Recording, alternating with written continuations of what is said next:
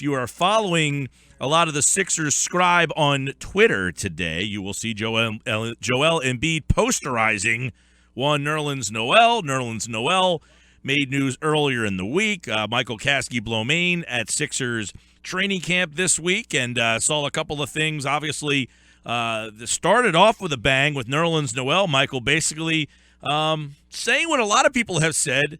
No one has really said it, the players anyway, that this thing is not going to work. But Noel is now speaking. He thinks it's silly. He doesn't see how it's going to work and basically suggests someone needs to be moved. Now, he acknowledges it's not in his power, but should Noel have opened his mouth, or what do you think about this Noel situation? Because, all of a sudden on the eve of some positive vibes with this camp starting, you got some negative stuff coming out. Yeah, the timing of his unhappiness was certainly interesting. It was clear at media day at the new training facility on Monday that he was he was just visibly unhappy with the situation. There was a lot of positivity and optimism amongst a lot of the players in general, at media day and throughout training camp so far. And, it was something that, like you said, it's something that's been talked about by, media members and outsiders that a move might need to be made. But it's somewhat strange to hear it acknowledged directly from a player in the situation, especially a younger player. It seems that the best course for Noel would really to be just to, do his talking with his play and, let the chips fall as they will. Because like you said, he doesn't really have the power to make anything happen, but he's clearly, not happy with the situation. So what is this? I mean, does this indicate going forward that Bryan Colangelo has to do something here? Or did they just say, Nerlens, look, you're here, deal with it, keep your mouth shut, you're a part of this? Or does Bryan Colangelo now have to, be on alert that, we've already had enough bad stuff for 3 years. We finally get some positive vibes. I got to clean this up. Or do you anticipate that they're going to figure out what to do with these three guys for at least, halfway through this season? I don't think Noel's comments really alter Bryan Colangelo's plan in one way or another. He's obviously been looking at options to make a move since he came here, and that's something that he's going to be continuing to do down the road. He said on Monday that he didn't feel as though he was up against any sort of deadline to make a move with one of his bigs, and that he was, the approach with the team and the front office right now heading into, at training camp and into the preseason really seems to be a kind of a wait-and-see approach. They obviously want to see what they have in Embiid, who's, finally been out for the first 2 days of training camp. We finally got to see him a little bit. Okafor is day-to-day right now with some knee soreness, and he's coming off of an injury. So I think for right now, the Sixers' approach is, we're going to wait and see how this kind of plays out. They have a lot of new pieces that haven't played together before, and I think they kind of want to see how the chips fall. And with that situation, Nerlens will, kind of just have to wait it out for the time being and see what, where things fall going forward. All right. Michael Kaskey-Blomain's with us.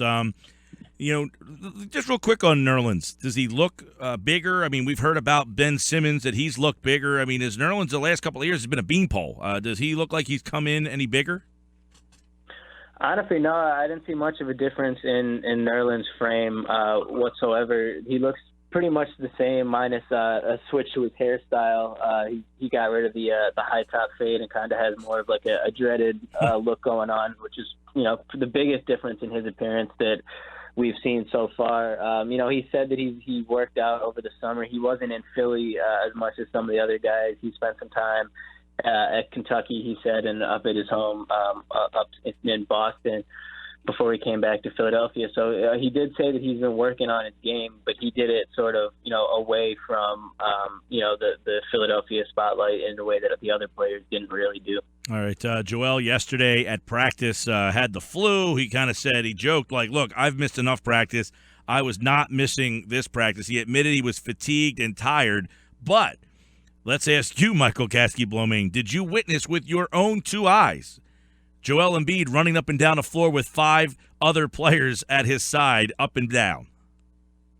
Yeah, it's real. He's out there. He's looking good. From what we were able to see yesterday, he went for about, a half an hour with some of the other guys. And yeah, they said that they will approach him with, restrictions for not only training camp and preseason, but the regular season. But, for the situation right now, he is out there playing with the team, breaking a sweat. And, just really, I think they're really working to kind of get his, feet back under him. He said today that he needed to get used to the speed, obviously, of NBA play, which was multiplied by the fact that he hasn't played in a couple years. So it's going to be a slow process for him, but he's certainly, he's out there at training camp. He's on track as of, today. Yeah, and obviously all eyes are on him. Simmons, obviously, too. Those two guys seem like they get a lot of the attention out there. But when you look at Embiid, obviously there's the video that we've seen all summer. There's some video today of him. There's a nice screenshot of him posterizing Nerlens Noel.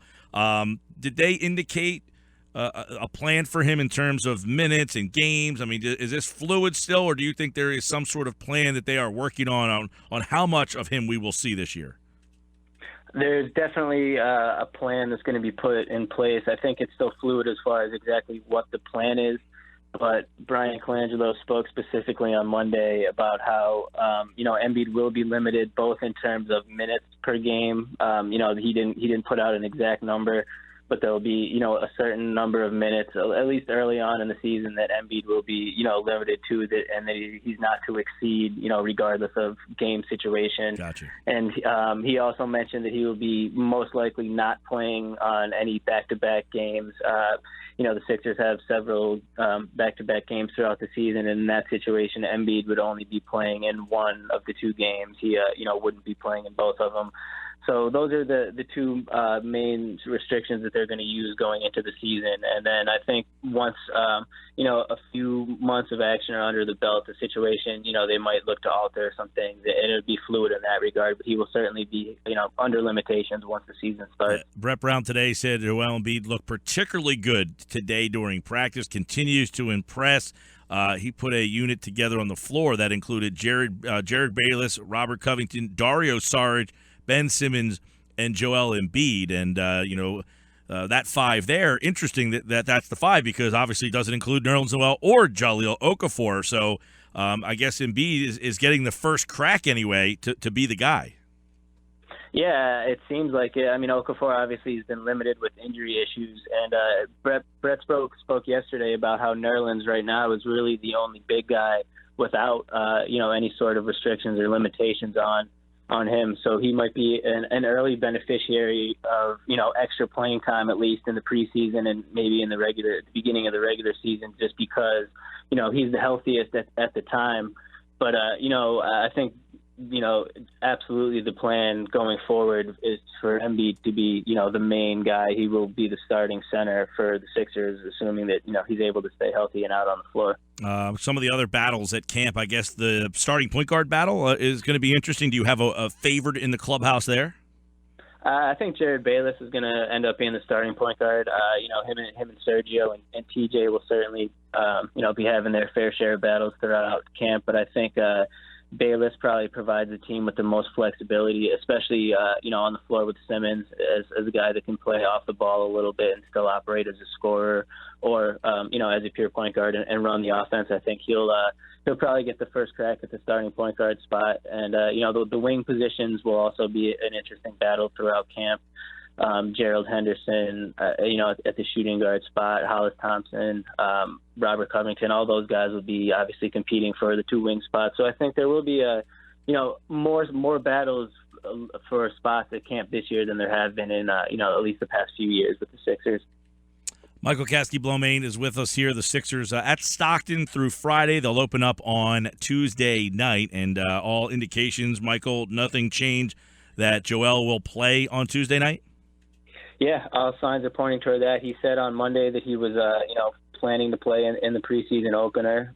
He didn't know if he would be starting or coming off the bench or how much exactly he would play, but he said he plans to play, and all signs and indications are that will stay the course. So we will see both Ben Simmons and Joel Embiid on October 4th against the Celtics. Really interesting. And Joel, let's go to Ben real fast because something interesting about him.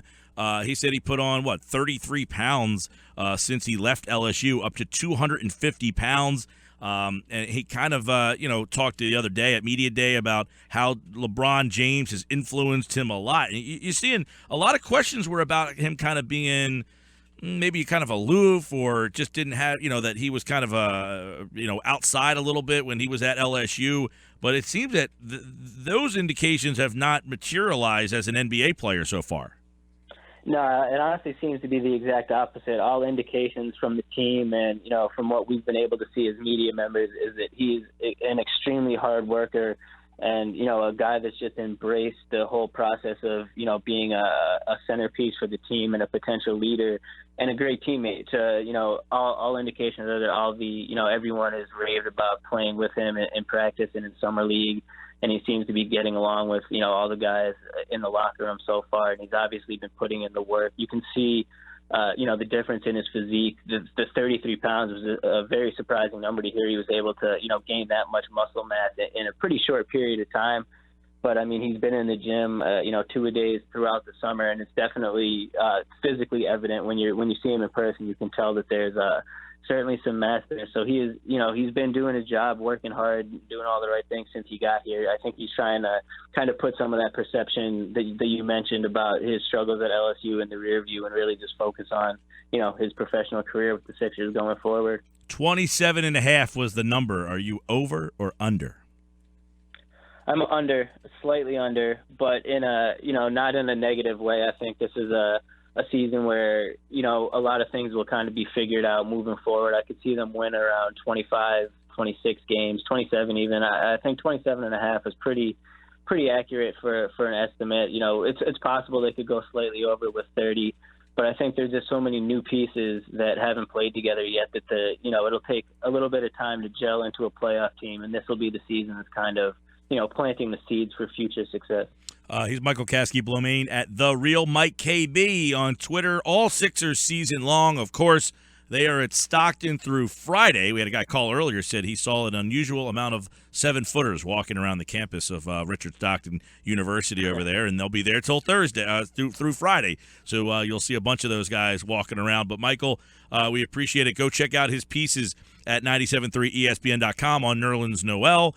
And just up there in the last 8 minutes on Joel Embiid. Thanks, man. Thanks, Mike. Appreciate it.